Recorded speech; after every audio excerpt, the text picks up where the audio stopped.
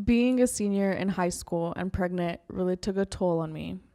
No one tells you about all the stares you'll get, or that no one is going to stand up for you when a teacher calls you out about not graduating because of what's to come. From the time I found out I was pregnant and throughout my pregnancy, I felt let down by those who I thought I could go to for support.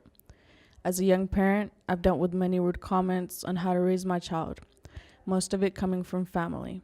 I would have thought my family would be more supportive, but sometimes even they were judging my every move and how I would do things with my child. As a young parent, I needed support more than anything. I was depressed after having my son, and having to transition from my old home to a whole new place made it worse. At that time, I felt like I had nobody.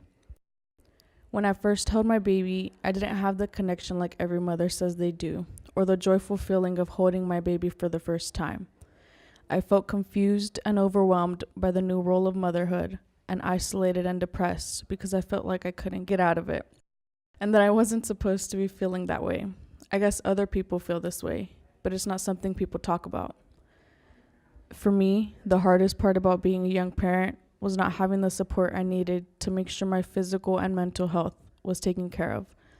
My experience looking for health insurance, for example, was a disaster. Having to hear the person on the phone tell you don't qualify for health insurance isn't something you want to hear.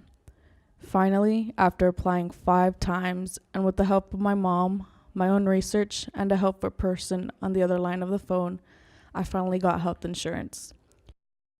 Even though I haven't always had the support I hoped for, it's been a lesson of growing up, that not every day is going to be easy, but also a lesson about asking for help when I need it, whether it was a counselor at my high school, my family when they finally did come around, or my friend who was going through something similar and helped me realize that I wasn't alone and that lots of new parents experience postpartum depression.